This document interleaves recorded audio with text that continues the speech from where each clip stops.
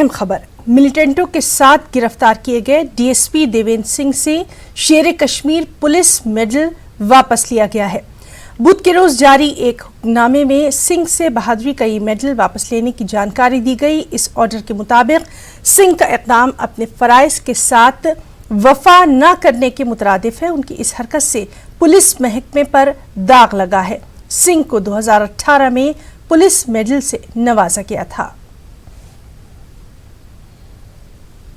निर्भया इस्मत दरी के मुजरिम मुकेश की रहम की अपील को दिल्ली हुकूमत ने मुस्तरद कर दिया है। रहम की अर्जी एलजी ने मरकजी वजारत दाखिला के पास भेज दी है। इससे पहले 2 मुजरिमों की क्यूरेटिव पिटीशन भी मुस्तरद हो चुकी है। 22 जनवरी को चारों मुजरिमों को तिहाड़ जेल में फांसी दी जानी है।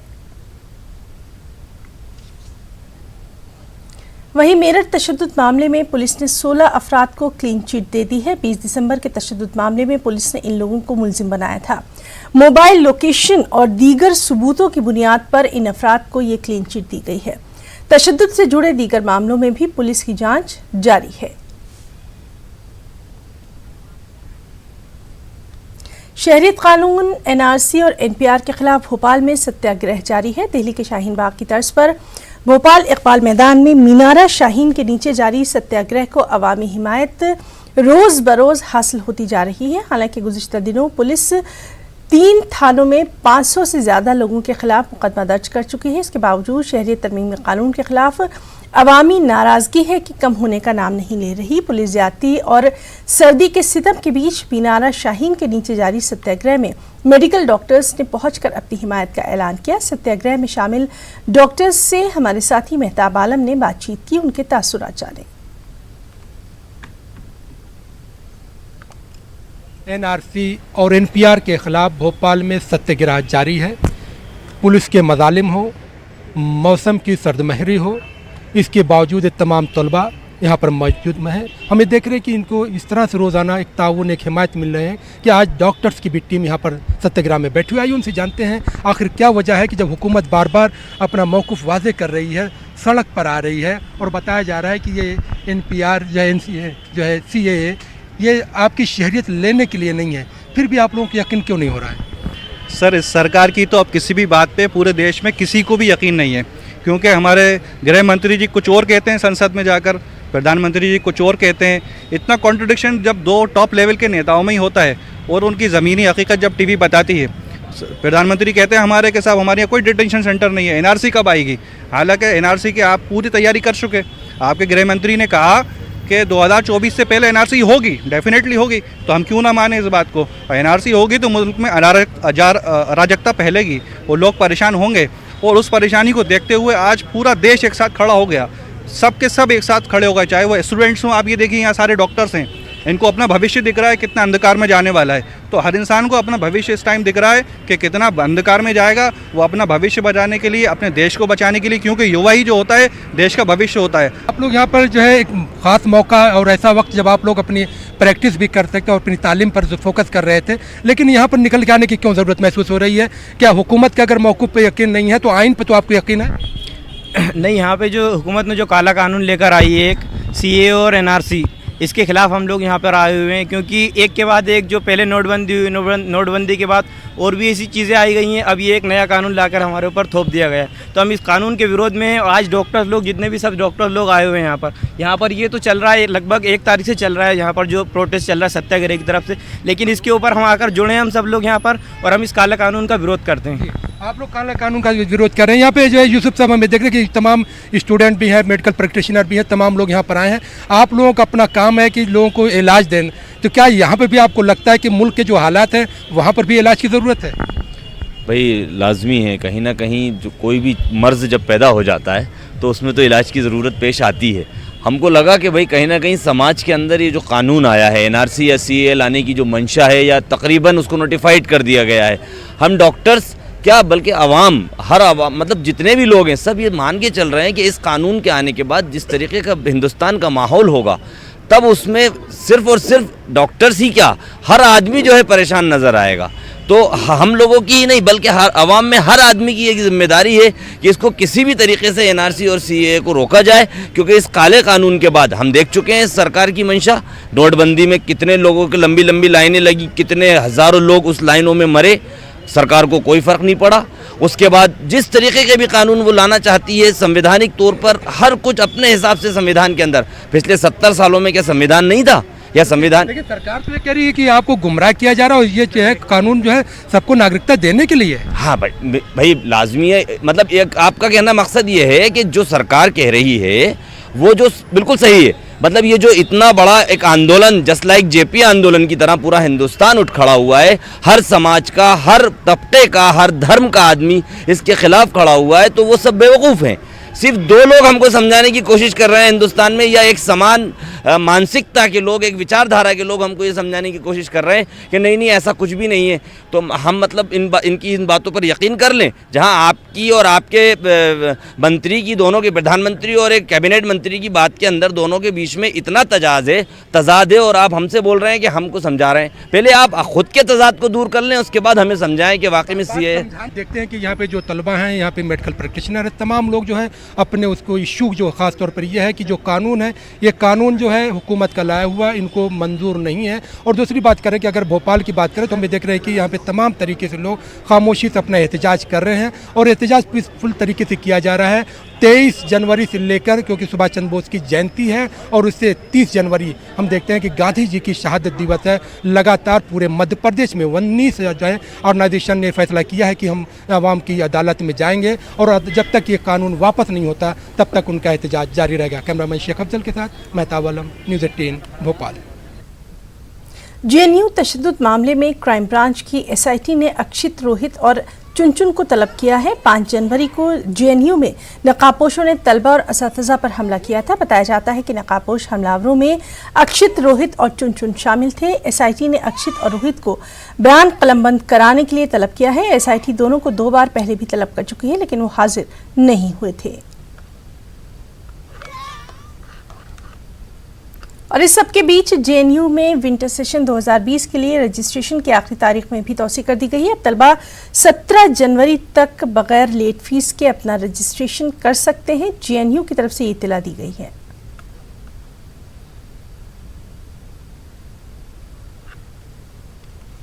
सुप्रीम कोर्ट में शहरियत कानून के नोटिफिकेशन को चैलेंज किया गया है। इंडियन मुस्लिम लीग ने इस सिलसिले में अर्जी दाखिल की है। वाज़ेह है कि 10 जनवरी से शहरियत कानून नाफिज हो गया है। इंडियन मुस्लिम लीग ने हुकूमत से सवाल किया है कि मुल्क भर में एनआरसी नाफिज करने का हुकूमत का क्या मंसूबा है। इंडियन मुस्लिम लीग ने मरकज़ से वजाहत का मुतालबा किया है। मुल्क भर में एनआरसी नाफिज करने की क्या तैयारी है।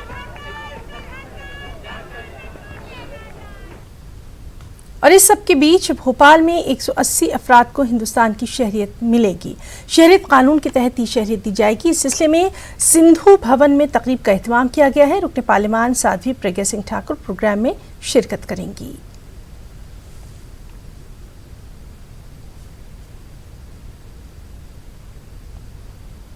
जिसकी भी सरकार बनेगी, आम आदमी पार्टी की बनेगी, बीजेपी की बनेगी, कांग्रेस की बनेगी, जिसकी भी सरकार बनेगी वो फिर उस फंड्स का इस्तेमाल करके उन चीजों को ठीक करे।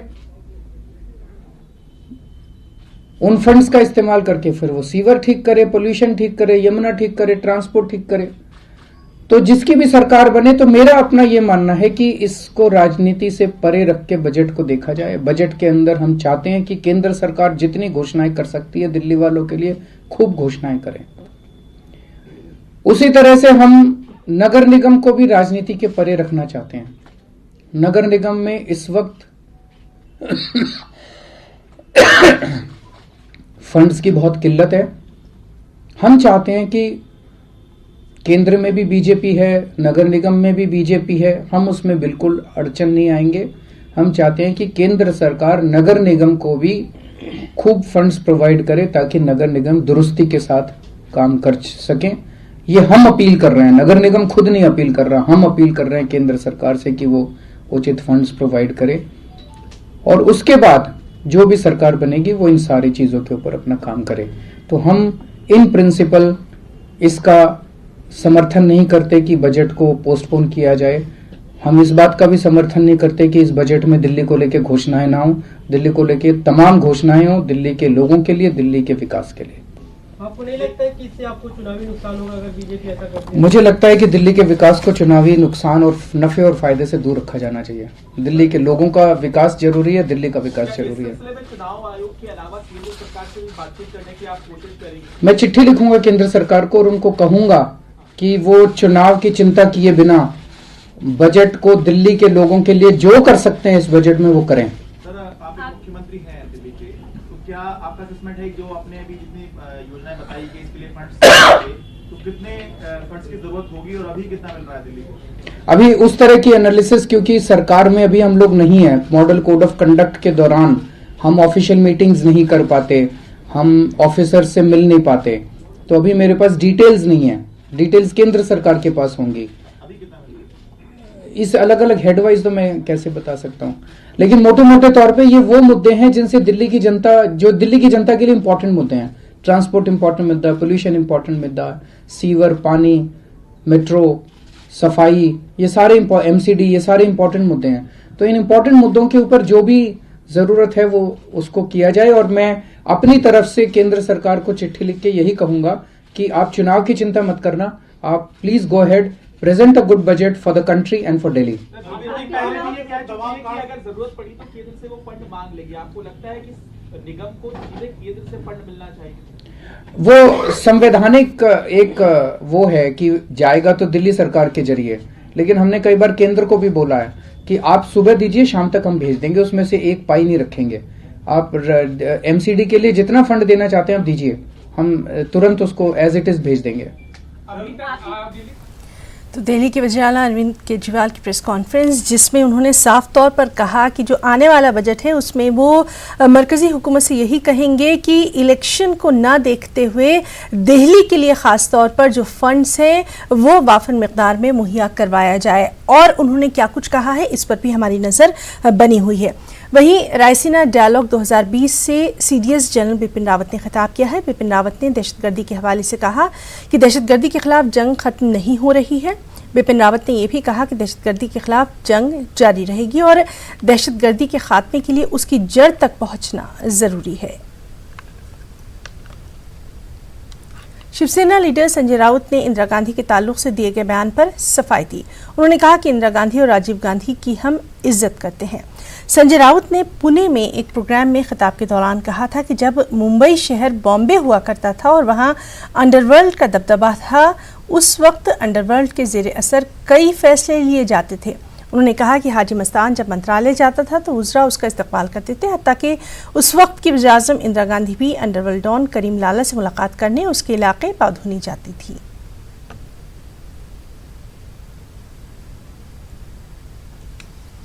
बीजेपी ने इस पर अपना क्या कुछ रद्द-ए-अमल दिया है, आइए देखते हैं। के लिए इस प्रकार की मुलाकातें होती थी कि अंडरवर्ल्ड के फाइनेंस के भरोसे चुनाव जीते जाते थे, या मेरा सवाल है कि क्या कांग्रेस को मसल पावर की आवश्यकता उस जमाने में थी, इसलिए इस प्रकार की मुलाकातें उस समय हुआ करती थी? या मैं ये भी पूछना चाहता हूं कि जिस प्रकार से संजय राउत ने खुलासा किया है उसमें वो ये कहते हैं कि उस समय कांग्रेस के राज में मुंबई और महाराष्ट्र ये दाऊद और छोटा शकील चलाते थे। क्या ये सच है? इसका खुलासा कांग्रेस पार्टी ने करना चाहिए। उन्होंने ये भी कहा है कि कांग्रेस के ज़माने में 1960 से 1980 तक कांग्रेस के ज़माने में मुंबई के सीपी की अपॉइंटमेंट, मुंबई पुलिस कमिश्नर की अपॉइंटमेंट अंडरवर्ल्ड करता था। क्या कांग्रेस को ये बात मान्य है कि ये बात सही है? क्या इंदिरा जी करीम लाला को मिलने आती थी और उसके बाद इस प्रकार के फैसले होते थे? इसका भी जवाब कांग्रेस पार्टी को देना पड़ेगा। ये भी कहा गया कि करीम लाला मंत्रालय में आते थे उस जमाने में तो सेलिब्रिटी की तरह आते थे, उनको देखने के लिए लोग आते थे। क्या ये बात सही है? क्या कांग्रेस को ये मान्य है, क्या सोनिया जी को ये मान्य है कि उनके ज़माने में इस प्रकार की परिस्थिति थी? क्रिमिनलाइजेशन ऑफ पॉलिटिक्स की शुरुआत क्या उस समय से हुई थी और इसको कांग्रेस के आला नेताओं का आशीर्वाद था? क्या ये ऐसा समझा जाए? इसका भी जवाब कांग्रेस पार्टी ने देना चाहिए। और इतना ही नहीं, मैं पूछना चाहता हूं सोनिया जी से, राहुल जी से और प्रियंका जी से कि इंदिरा जी के बारे में इस प्रकार की जो बयानबाजी हुई है, इस प्रकार से जो खुलासा किया गया है, इस प्रकार की जो बातें कही गई है, क्या उसके ऊपर उनकी कोई टिप्पणी है या वो भी इसको मान्य करते? और मैं उनको और कांग्रेस पार्टी को सवाल पूछना चाहता हूं कि आप जिनके साथ सरकार चला रहे हो, उनके सबसे आला नेताओं में से एक नेता इस प्रकार का खुलासा करते हैं, इस प्रकार की बातें कहते हैं और उसके ऊपर कांग्रेस पार्टी मौन है, कांग्रेस पार्टी रिएक्ट नहीं कर पा रही है। क्या सत्ता से समझौता इस प्रकार से कांग्रेस को दुर्बल बना रहा है? शहरियत कानून की हिमायत में मुल्क भर में बीजेपी प्रोग्राम का इनेकाद कर रही है और इसी सिलसिले में आज वज़ीर दाखिला अमित शाह वैशाली के दौरे पर हैं। वैशाली में अमित शाह अवामी जलसे से खिताब करने वाले हैं। वो लोगों को शहरियत कानून की अहमियत और इफादियत से वाकिफ करवाएंगे। ख्याल रहे कि रियासत बिहार में इसी साल असम्बली इंतखाबात होने हैं। बीजेपी शहरियत कानून, NRC और NPR पर गलतफहमी को दूर करने की कोशिश में है।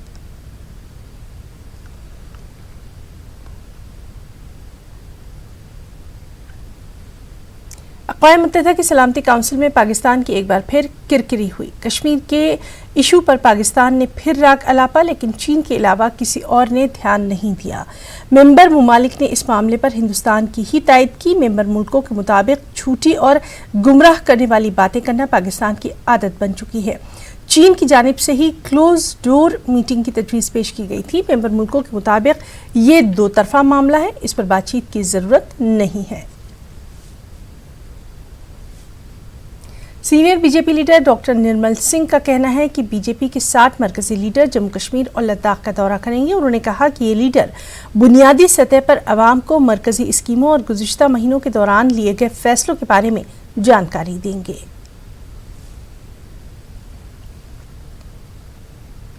आंध्रा की सियासत में एक नई तब्दीली देखने में आ रही है। बीजेपी और जनसेना ने मुश्तरका तौर पर काम करने का फैसला कर लिया है।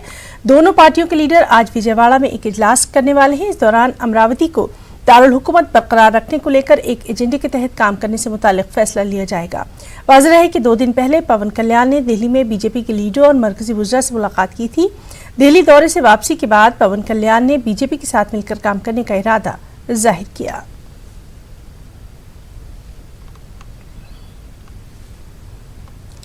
हैदराबाद में NRC और NPR के खिलाफ हो रहे अचानक मुजाहिरों को रोकने के लिए स्पेशल फोर्सेस को तैनात कर दिया गया है। हैदराबाद में गुज़िश्ता चंद दिनों से NRC और NPR के खिलाफ एहतजाजी मुजाहिरे हो रहे हैं। इन मुजाहिरों को नज़र में रखते हुए इजाफी पुलिस फोर्स को तैनात किया गया। हैदराबाद के इलाके बहादुरपुरा, टैंक बंड, मासब टैंक और दीगर इलाकों में स्पेशल पुलिस के जवानों ने गश्त लगाई।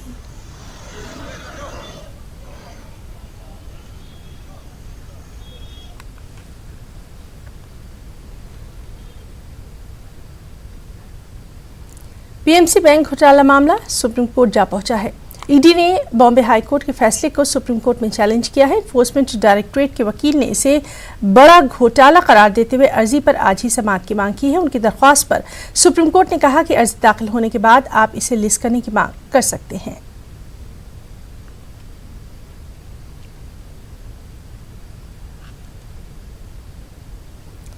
कांग्रेस लीडर मणिशंकर अय्यर के लाहौर में दिए गए बयान पर बीजेपी आक्रामक हो गई है, जारहाना हो गई है। कांग्रेस लीडर प्रमोद तिवारी कहा कि मणिशंकर अय्यर की ये निजी राय है। उन्होंने हमारी नुमाइंदा रंजीता से खास बातचीत की। नेता प्रमोद तिवारी हमारे साथ है बात करने के लिए। सर, मणिशंकर अय्यर का बयान और वो जो भी चीजें कह रहे हैं वो एक बार फिर सुर्खियों में आया है। उन पर आरोप ये लग रहे हैं कि वो लाहौर गए थे और लाहौर जाकर पाकिस्तान में बैठकर वो हिंदुस्तान को कमजोर करने वाले बयान दे रहे हैं और वो लाहौर गए थे, ये बात सोनिया गांधी को पता थी। बड़ी सीधी सी बात है। मणिशंकर जी का बयान मैंने देखा, उसमें उन्होंने कहा ये हम नहीं मैं कह रहा हूं। तो सीधा साधा उनका एक व्यक्तिगत बयान है जिसपे कोई स्पष्टीकरण लेना है तो वो देंगे। उन्होंने साफ कर दिया ये हम नहीं मैं, मेरा बयान है। पर एक सवाल मेरा भी कि जब उत्तर प्रदेश सरकार का एक मंत्री संविधान की सौगंध लेकर कहे ऐसे लोगों को गोली मार देनी चाहिए जो एनए का विरोध करे। बंगाल का भाजपा का अध्यक्ष सांसद वो कहे ऐसे लोगों को जमीन में चुनवा देना चाहिए। और तीसरा कहे कि ऐसे लोगों को हाथी के पैरों तले रौंदवा देना चाहिए। जरा उनसे जवाब लीजिए और पूछिए कि इस देश में लोकतंत्र है या राजतंत्र है, यहाँ तानाशाही है या फिर कहीं कुछ बचा है जनतंत्र में। ये सवाल यही बीजेपी भी कर रही है कि नेता है वो मणिशंकर अय्यर कांग्रेस के, सोमवार को वो पाकिस्तान में लाहौर में जाकर भाषण देते हैं और मंगलवार को दिल्ली में आकर शाहीन बाग में कहते हैं कि अब देखना है कि हम में ज्यादा ताकत है या उन कातिलों में। क्या इस तरह का बयान जिस तरह से वो दे रहे हैं, क्या वो लोकतंत्र में इस तरह के बयान के लिए जगह होती है? मैं बड़ी सीधी सी बात कह रहा हूं। उन्होंने जब कहा ये उनका निजी बयान है तो मैं कैसे उनके बयान पर कोई प्रतिक्रिया दे सकता हूं? उनके निजी बयान पर आप उनसे पूछिए। जहां तक मेरा सवाल है, मैं पूछता हूं कि जो लोग कानून को हाथ में लेकर उत्तर प्रदेश सरकार के एक मंत्री गोली मार देने के लिए कहे, दूसरा सांसद जमीन में चुनवा देने की बात करे भाजपा की, जो हाथी के पैरों तले रौंदवाने की बात करें, जरा उनका जवाब मुझे चाहिए भारतीय जनता पार्टी का। मरकजी वजीर मुख्तार अब्बास नकवी ने कांग्रेस पर निशाना साधा और कहा कि कांग्रेस आज भी अवाम को समझ नहीं पा रही। गोल और हिट विकेट की चैंपियन है और अगर उनसे जो है वो उनके जो खिलाड़ी हैं वो सेल्फ गोल और हिट विकेट में माहिर नहीं कर पाते तो उनके जो फ्रीलांसर हैं उस काम में लग जाते हैं। तो इस तरह से जो आज मुल्क में लोगों में सौहार्द बने, लोगों की एकता को मजबूती मिले, ये प्राथमिकता होनी चाहिए, न कि लोगों के सौहार्द और देश के एकता और देश के सौहार्द की ताकत को कमज़ोर किया जाए। अनफॉर्चुनेटली कांग्रेस पार्टी आज भी ये नहीं समझ पा रही है कि लोग क्या चाहते हैं। आज भी वो एक झूठे मनगढ़ंत फेक फैब्रिकेटेड कहानियों को लेकर चल रही है। इसलिए जो कांग्रेस पार्टी आज बोगस बैशिंग ब्रिगेड की चैंपियन बन गई है, बोगस बैशिंग ब्रिगेड की कैप्टन बनने की कोशिश कर रही है और उसका एक्सपोजर हो रहा है बार बार। मुमलिकती वजीर किरण रिजिजू ने व्हीलचेयर बास्केटबॉल खिलाड़ी इंशा बशीर का मामला उठाने पर सहाफ़ी रिचा अनिरुद्ध की बेहद सताइश की है। उन्होंने कहा कि इंशा बशीर से न सिर्फ कश्मीरी बल्कि पूरे मुल्क के नौजवानों को तहरीक मिल रही है। किरण रिजिजू ने उम्मीद जाहिर की कि रिचा का ताउन इंशा को मुकम्मल सेहतयाब होने में मुफीद साबित होगा और वो दोबारा मुल्क के लिए खेल सकेंगी। उधर रिचा अनिरुद्ध ने भी किरण रिजिजू का बेहद शुक्रिया अदा किया। 2018 में हुए air Asia airlines money laundering के ताल्लुक से ईडी ने एयर एशिया के सीईओ टोनी फर्नांडिस और आला हुक्काम को पूछताछ के लिए तलब किया है। सीबीआई ने 2018 में एयर एशिया के खिलाफ ये केस दर्ज किया था। रूस के वज़ीर-ए-आज़म दिमित्री मेदवेदेव और उनकी काबीना ने इस्तीफा दे दिया। सदर पुतिन ने मिखाइल मिश्टिन को नया वज़ीर-ए-आज़म नामजद किया। ख्याल रहे कि सदर व्लादिमीर पुतिन ने आईनी तरामीम को मुतारफ़ कराने का ऐलान किया। पुतिन के मुताबिक मुतारफ़ कराई गई आईनी तरामीम के लिए रेफरेंडम कराया जाएगा। इन तरामीम के जरिए पुतिन को ज़्यादा इख्तियारात हासिल होंगे। हिंदुस्तान की मशहूर tennis star Sania Mirza Hobart international tournament के खवातीन डबल्स के सेमीफाइनल में पहुंच गई हैं। सानिया ने और नादिया किचुनक ने वानिया किंग और क्रिस्टीना मैखिल को 6-2, 4-6 और 10-4 से शिकस्त देकर सेमीफाइनल में अपनी जगह बनाई। सानिया मिर्जा ने 2 साल के ब्रेक के बाद कोर्ट पर वापसी की।